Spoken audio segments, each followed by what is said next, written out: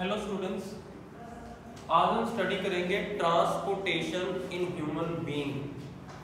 After discussing the nutrition process, digestion process and respiration process, it is the fourth most important process in life process chapter. अब तक हमने खाना खाना, digest करना, सांस लेना, ये सब सारी चीजें पढ़ी इस चैप्टर में। अब जब आपने खाने को पचा लिया है, डाइजेस्ट हो चुका है खाना आपकी बॉडी के अंदर और आपने ऑक्सीजन भी बॉडी में ले ली है ब्रीथिंग प्रोसेस से, तो अब काम हमारे पास ये आता है कि कैसे उस ऑक्सीजन, उस डाइजेस्टेड फूड के मिनरल्स को, विटामिन, प्रोटीन, फैट, कार्बोहाइड्रेट जो वहां से निकली है, उसको पूरी बॉडी में ट्रांसफर कैसे किया जाए। तो ट्रांसफर करने के लिए जो ऑर्गन है वो हम नेक्स्ट वीडियो में करेंगे, ह्यूमन हार्ट करेंगे हम। आज हम पढ़ते हैं कंपोनेंट्स की, कौन कौन से कंपोनेंट्स हैं जो फूड के ट्रांसफर में या एनर्जी के ट्रांसफर में हमें हेल्प करते हैं। तो सबसे पहला कंपोनेंट जो है, मैं पहले नेम बता दूं आपको, 3 कंपोनेंट्स रहेंगे हमारे पास। एक है ब्लड, सेकंड है ब्लड वेसल और थर्ड है लिम्फ। एक एक करके डिस्कशन करते हैं। सबसे पहली जो हेडिंग हम डालेंगे वो है ब्लड। ब्लड बहुत इंपॉर्टेंट रोल प्ले करता है हमारी बॉडी में चीजों को ट्रांसपोर्ट करने के लिए, क्योंकि पूरी बॉडी में ब्लड घूमता है, तो जो भी चीज पूरी बॉडी में पहुंचानी होती है तो वो ब्लड में मिला दी जाती है। ब्लड उसे अपनी अंदर मिला के, अपने अंदर उसको सोल्यूबल बना के पूरी बॉडी में उसको ट्रांसफर कर देता है। तो ब्लड क्या है? It is a red colour fluid, it is a red coloured fluid. कई बच्चे ऐसे होते हैं जिनको फ्लूइड और लिक्विड में डिफरेंस नहीं पता होता। मैंने यहाँ फ्लूइड लिखा, वो लिक्विड लिख देंगे जी। ब्लड तो लिक्विड नेचर में है, आपको डिफरेंस मैं बता दूं, दोनों जो है वो लिक्विड कैटेगरी में ही आते हैं। जैसे आप सॉलिड, लिक्विड, गैस की बात करते हो, डिफरेंस बस इतना है, फ्लूइड जो है वो थोड़ा सा गाढ़ा होता है एज कम्पेयर टू लिक्विड कहने के मुकाबले। आप लिक्विड वर्ड यूज करोगे तो लिक्विड बिल्कुल पतला, जैसे पानी आ जाता है आपके पास, पानी जैसा जो नेचर है पानी का वो लिक्विड कैटेगरी में आता है। लेकिन अगर पानी को थोड़ा गाढ़ा कर दो, मान लो उसकी चाशनी आपने बना दी, चीनी उसके अंदर घोल दी, तो अब उतना फ्लो नहीं करेगा पानी फर्श पे जितना सिंपल फ्लो कर जाता था। तो फ्लूइड जो है वो थोड़ा सा गाढ़ा जब लिक्विड हो जाए तो उस गाढ़े लिक्विड को हम क्या बोलते हैं? फ्लूइड। अब ब्लड अकेला तो नहीं है, ब्लड में तो चीजें मिलाई जा रही है फ्लो कराने के लिए, तो इसलिए ब्लड थोड़ा क्या हो गया है? गाढ़ा हो गया है, इसलिए हमने इसको क्या बोल दिया? फ्लूइड बोल दिया। It is red coloured fluid in our body. This red colour is due to a pigment. क्या नाम है पिगमेंट का? सबको पता है, मोस्टली आप छोटी क्लासेस से सुनते आए हो, हेमोग्लोबिन।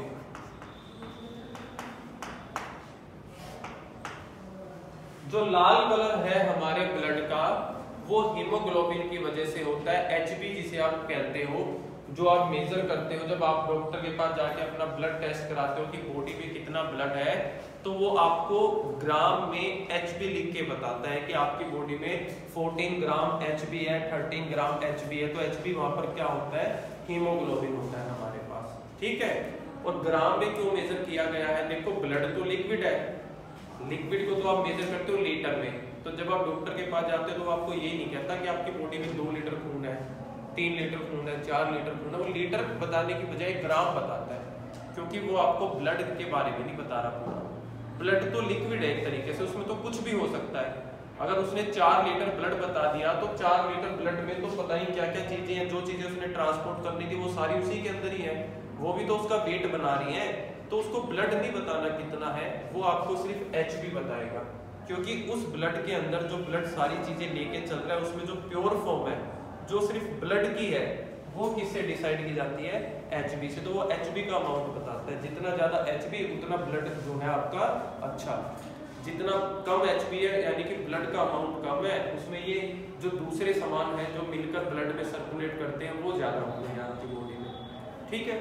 तो एचबी से पता लगता है। फिर वही सेम चीज आपने बेसिक क्लासेस में भी की है कि अगर एचबी हमारे ब्लड के रेड कलर के लिए रिस्पॉन्सिबल है तो कौन सी बीमारी है जो HB की कमी से होती है? तो ये भी आपने पढ़ रखा है, एनीमिया नेम की बीमारी है जो हमारी बॉडी में तब होती है जब हमारी बॉडी में खून की कमी हो जाती है। जनरल लैंग्वेज में बात करें तो हम लिख सकते हैं the deficiency of haemoglobin, the deficiency of HB लिख देते हैं हम, शॉर्ट फॉर्म में यूज करते हैं, इन अवर बॉडी cause एनीमिया। अगर हमारी बॉडी में HB की कमी हो गई है तो वो हमारी बॉडी में एनीमिया नाम की बीमारी जो है वो पैदा कर देती है। इस ब्लड के दो पार्ट है हमारे पास, जो दोनों पार्ट हेल्प करते हैं चीजों को ट्रांसफर करने के लिए। जो दो पार्ट है उसका पहला पार्ट है हमारे पास plasma, it makes 55% of blood. जो ब्लड आप बात कर रहे हो जिस ब्लड की, उसका 55% प्लाज्मा होता है उसके अंदर, और बाकी का 45% हो जाएंगे ब्लड सेल, जो इसका दूसरा टाइप है। दो पार्ट है ब्लड के, एक है प्लाज्मा, एक है ब्लड सेल। तो प्लाज्मा तो 55% होता है ब्लड में, और जो बचा 45 टोटल, क्योंकि परसेंटेज में आपको पता है टोटल 100 होता है, तो उस 100 में से 55% तो प्लाज्मा है और बाकी का 45% होते हैं ब्लड सेल। तो 55% होता है ये ब्लड वॉल्यूम लिख लो या ब्लड का लिख लो। इट ट्रांसपोर्ट का सारा काम मेनली यही करता है। It transport food, CO2, urea, hormones, antidotes etcetera, जितनी भी चीजें मोस्टली ट्रांसफर होती हैं वो सारी यही करता है। लेकिन याद रहे इन डिसॉल्व्ड फॉर्म। डिसॉल्व्ड फॉर्म का मीनिंग है कि पहले उसको ब्लड में घोला जाता है इन चीजों को, तब वो ब्लड लेके चलता है। डिसॉल्व्ड फॉर्म तो समझ में आती है ना आपको। ब्लड जो है एक तरीके का सॉल्वेंट है और ये सारी चीजें सोल्यूट है, ये उसमें मिलती हैं, उसके बाद वो इनको लेकर चलता है। कलर की बात करें तो प्लाज्मा जो है वो पेल येलो कलर का होता है। It is pale yellow in colour and alkaline in nature, यानी कि pH की वैल्यू जो है 7.4 है इसकी। तो जो ब्लड के pH की वैल्यू आप बताते हो कि ब्लड का pH 7.3 या 7.4 जो होता है वो प्लाज्मा की वजह से ही है, क्योंकि ब्लड किससे बना है? प्लाज्मा से। और प्लाज्मा का नेचर कैसा है? एल्कलीन, उसका pH इतना है, तभी आपको pH की वैल्यू जो आती है क्वेश्चन में, आप 7.3 या 4 दोनों में से कुछ भी लिखा जाता है, कहीं बुक्स में 3 कहीं 4 भी आ जाता है, तो आप ये वैल्यू इसीलिए मार्क लगाते हो वहां पर। दूसरा जो टाइप है ब्लड का हमारे पास वो है blood cell. It makes 45% of blood. 55% तो प्लाज्मा ने बना लिया, तो ब्लड सेल ने कितना बनाया? 45%। 3 आ जाते हैं इसके अंदर। इट कंटेन्स, ब्लड सेल के अंदर 3 कैटेगरी है further. It contains RBC, WBC and platelets. 3 चीजें इसके अंदर आती हैं, डिटेल में नहीं है हमारे पास, लेकिन फिर भी मैं आपको थोड़ा सा एक्सप्लेन करके बता देता हूं, सुन लीजिएगा। RBC रेड ब्लड सेल, जो कि ब्लड का ही पार्ट है, हीमोग्लोबिन इसी से ही बना हुआ है हमारा। WBC व्हाइट ब्लड सेल, जो आपकी बॉडी में आने वाले वायरस बैक्टीरियाओं के साथ लड़ते हैं, या आप ये कह सकते हो आपकी बॉडी का इम्यूनिटी सिस्टम जो है वो WBC से चलता है। एक बच्चे को क्लास में खांसी जुकाम है, वो 3-4 बच्चों के साथ बैठा रहा सारे दिन, अगले दिन उन 3-4 में से सिर्फ एक बच्चे को ही खांसी जुकाम हुआ, बाकी तीनों को नहीं हुआ। क्यों? क्योंकि जिसको हुआ उसकी इम्यूनिटी वीक थी, बाकी की इम्यूनिटी क्या थी? स्ट्रॉन्ग थी। तो ये बात जो हमने बोली, इम्यूनिटी वीक, इम्यूनिटी स्ट्रॉन्ग, को डिपेंड करता है नंबर ऑफ WBC। जिसकी बॉडी में व्हाइट ब्लड सेल बहुत ज्यादा होते हैं, उसकी इम्यूनिटी स्ट्रॉन्ग होती है, उसे बीमारियां जल्दी से नहीं घेरती। जिसकी वीक होती है क्वांटिटी WBC की बॉडी में, उसकी इम्यूनिटी कम होती है, बीमारियां उसको इजीली पकड़ लेती हैं। तीसरा है प्लेटलेट, जो यूज किया जाता है क्लोटिंग ऑफ ब्लड के लिए। जब भी आपको चोट लगती है तो ब्लड बहना शुरू हो जाता है, आप देखते हो कि डॉक्टर उस टाइम तो बैंडेज लगा देता है, लेकिन कुछ दिन के बाद, 1 या 2-3 दिन के बाद उस जख्म पे जो है वो पापड़ी सी आ जाती है ब्लड की, ब्राउन कलर की पापड़ी आ जाती है। वो पापड़ी क्या है, वो यही प्लेटलेट्स की क्लोटिंग है। क्योंकि अगर वो नहीं बनेगी तो बैंडेज आप कब तक बांधोगे, कभी तो खोलोगे, जब बैंडेज खोलते ही उसमें से ब्लड निकलना बाहर शुरू हो जाएगा। तो इनका मेन काम क्या है कि जब कोई वाउंड या जख्म हो जाता है तो ब्लड के बहाव को रोका जाए ताकि बॉडी में ब्लड की कमी ना हो जाए। इसलिए वहां पर जो खरोंच टाइप हो जाती है, वो जो पापड़ी सी बन जाती है, वो क्या किसकी वजह से होती है, प्लेटलेट्स की वजह से होती है। तो ये था हमारे पास ब्लड सेल के बारे में। तो ओवरऑल हमने दोनों पार्ट पढ़ लिए। अब ब्लड के अगर मैं आपको फंक्शन गिनाना शुरू करूं तो मैं फंक्शन एक लाइन में ब्लड के फंक्शन लिख लेता हूं। कोई पूछ ले तो आपको याद रखना है कि फंक्शंस क्या है, ब्लड क्या क्या काम करता है। इट ट्रांसपोर्ट, 5 चीजें मोस्टली बोली जाती हैं ब्लड ट्रांसपोर्ट करता है, देख लीजिए। इट ट्रांसपोर्ट न्यूट्रिशंस, न्यूट्रिएंट्स,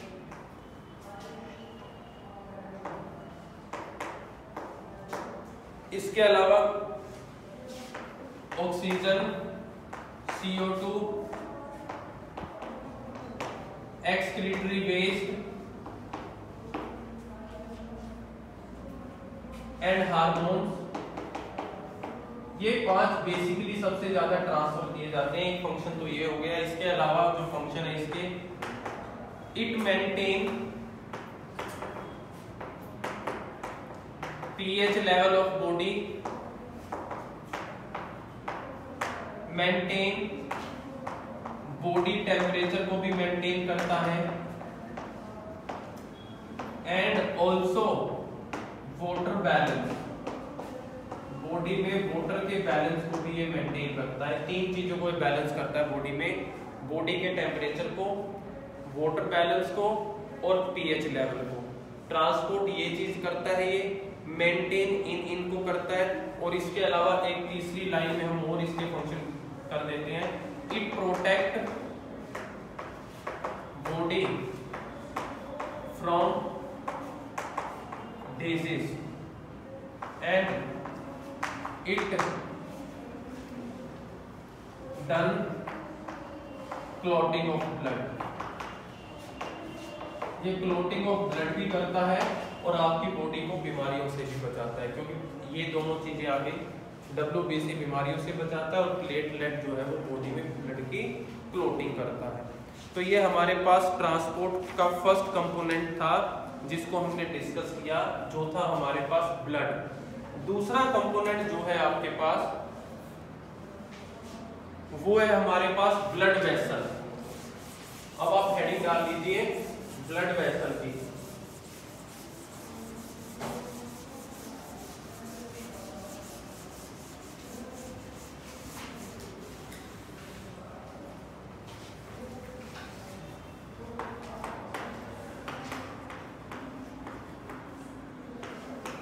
ये है सेकंड पार्ट हमारे पास। इसके भी 3 पार्ट होते हैं हमारे पास। It is of 3 type.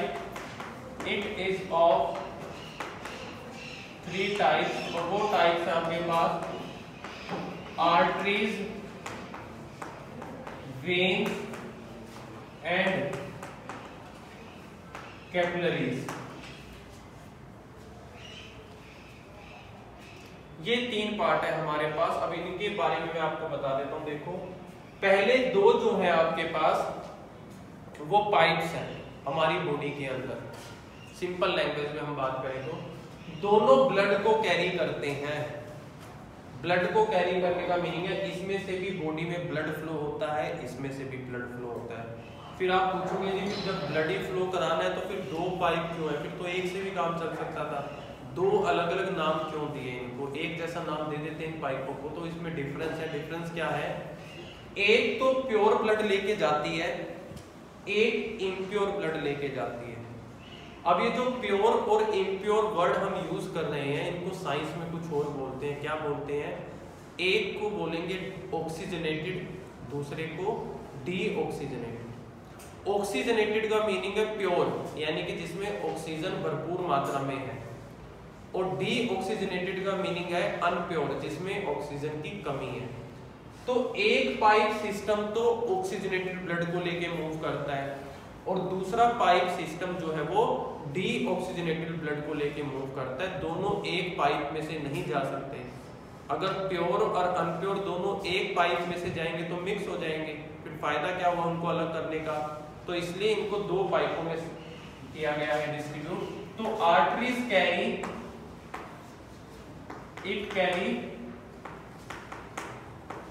oxygenated blood through the body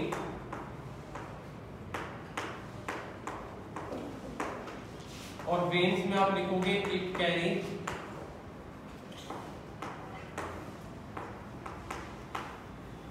deoxygenated blood through body। तीसरा जो है कैपिलरी, उसका काम क्या है? उसका काम है लोडिंग एंड अनलोडिंग। एक जगह जहां ये ब्लड इकट्ठा होता है आके ह्यूमन हार्ट में, तो हार्ट क्या करता है, इसमें से जो है डीऑक्सीजनेटेड में से CO2 बाहर निकाल लेता है, क्योंकि इसमें CO2 का अमाउंट ज्यादा होता है, और ऑक्सीजन मिला देता है। तो ये जो काम करते हैं कि कब CO2 निकालनी, उसमें ऑक्सीजन मिलानी, इसमें CO2 निकालना है, तो ये जो लोडिंग अनलोडिंग हो रही है ऑक्सीजन और CO2 की, ये कौन करता है? कैपिलरीज करती है। ठीक है, तो कैपिलरीज का काम क्या है? Mainly it generally do loading and unloading of oxygen and carbon dioxide in blood. ठीक है, ये था हमारे पास सेकंड ब्लड वेसल। तीसरा हमारे पास जो कंपोनेंट आता है वो है लिम्फ।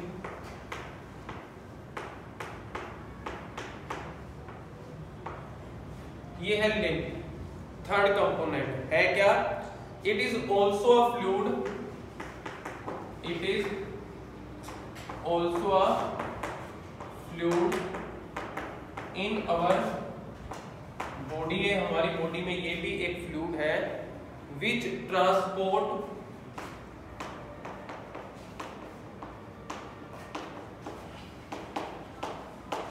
डाइजेस्टेड फैट, जो डाइजेस्टेड फैट को ट्रांसपोर्ट करता है from intestine to body, from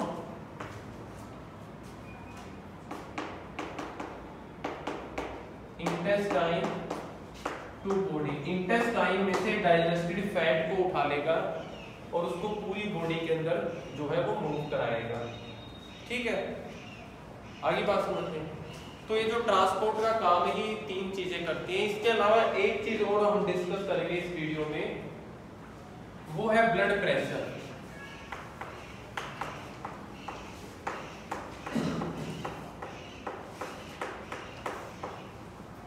BP जिसे आप बोल देते हो, लो बीपी की प्रॉब्लम, हाई बीपी की प्रॉब्लम, तो वो है ब्लड प्रेशर। हमारे पास एक टॉपिक देखो, ब्लड प्रेशर क्या है? जिस प्रेशर से हार्ट ब्लड को पूरी बॉडी के अंदर भेजता है उसको हम क्या बोलते हैं? ब्लड प्रेशर बोलते हैं। क्योंकि पंपिंग का काम आपको पता है किसका है? हार्ट का है। तो भेजने का काम ब्लड को कौन करता है? हार्ट करता है। तो हार्ट जिस प्रेशर से भेजेगा उसको हम ब्लड प्रेशर कहेंगे। तो पहले डेफिनेशन लिख लेते हैं। The pressure at which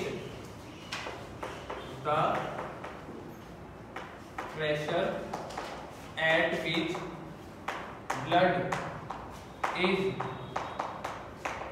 pumped into body by heart is called blood pressure। Heart के द्वारा ब्लड को बॉडी में जिस प्रेशर से पंप किया जाता है उसको बोलते हैं ब्लड प्रेशर। दो वैल्यूज होती हैं। दो क्यों? क्योंकि हार्ट जो है एक बार सिकुड़ता है, एक बार फैलता है। पंपिंग में ऐसा ही तो होता है, एक बार सिकुड़ता है, एक बार फैलता है। सिकुड़ने को बोलते हैं कॉन्ट्रैक्शन और फिर फैलने को बोलते हैं रिलैक्सेशन। तो जब वो सिकुड़ेगा तब अलग प्रेशर लगाता है ब्लड पे, जब वो रिलैक्स होगा तब अलग प्रेशर लगाता है। मैक्सिमम प्रेशर लगता है सिकुड़ते टाइम, प्रोट्रैक्शन के टाइम, रिलैक्सेशन में प्रेशर की वैल्यू कम हो जाती है। तो इस तरीके से दो तरीके के प्रेशर हो गए, एक हो गया मैक्सिमम और एक हो गया मिनिमम। मैक्सिमम का नाम है सिस्टोलिक प्रेशर, मिनिमम का नाम है डायस्टोलिक प्रेशर। अब हम उसके बारे में लिख लेते हैं, तो लिख लीजिए the maximum pressure, the maximum pressure at which blood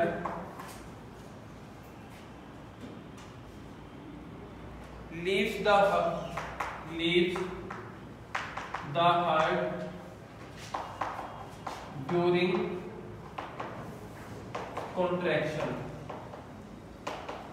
is called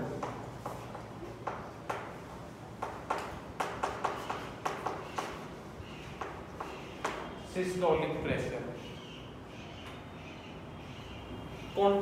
सिकुड़ने के दौरान हार्ट में से ब्लड जितने प्रेशर से निकलता है उसे आप बोलते हो systolic pressure.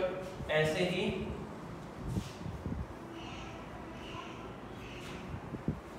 The minimum pressure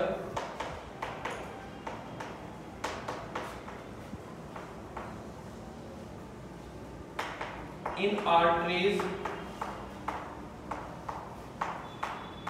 during relaxation, जब हार्ट रिलैक्सेशन होता है, इज कॉल्ड, उसको बोलते हैं डायस्टोलिक प्रेशर।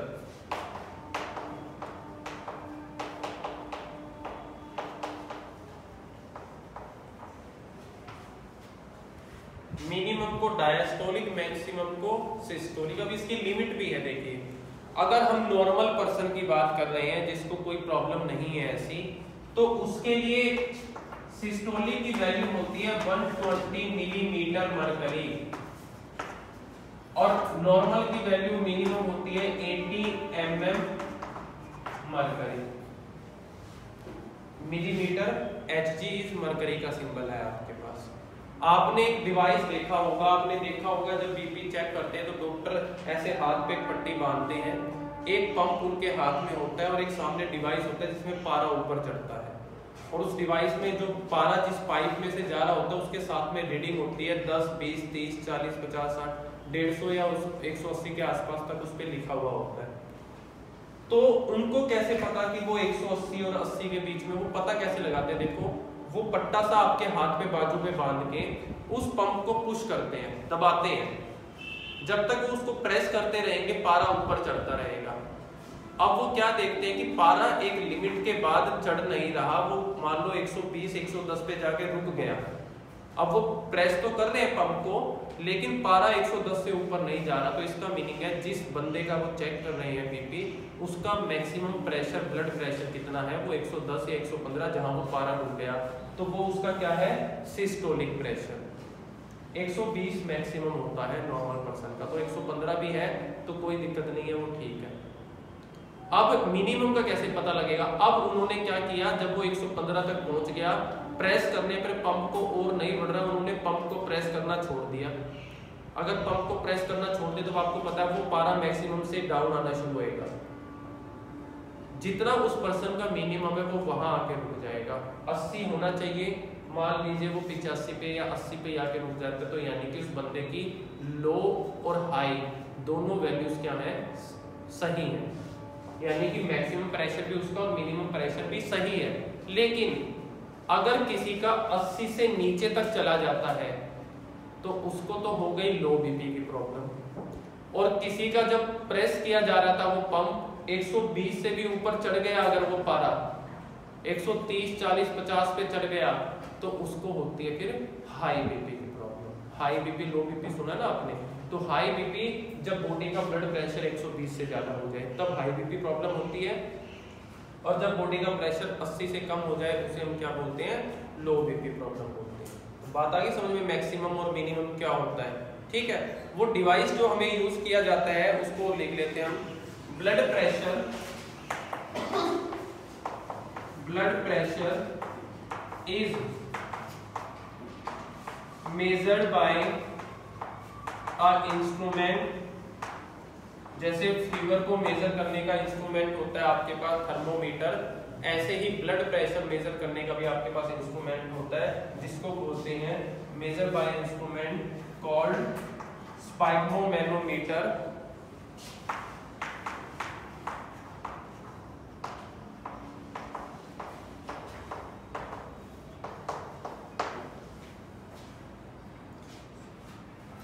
स्पाइगमोमैनोमीटर ये नाम है उस डिवाइस का जो आपने देखा है डॉक्टर यूज करते हैं ब्लड प्रेशर मेजर करने के लिए।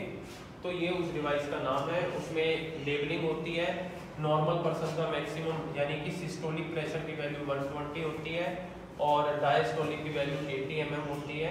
और 3 कंपोनेंट जो हमने बेसिकली पढ़े वो है ब्लड, ब्लड वेसल और लिम्फ। इनको आपने अच्छे से रिवाइज कर लेना है। नेक्स्ट वीडियो जो हमारी आएगी उसमें हम फिर ऑर्गन पढ़ेंगे, ट्रांसपोर्टेशन ऑर्गन यानी कि ह्यूमन हार्ट के बारे में हम पढ़ेंगे।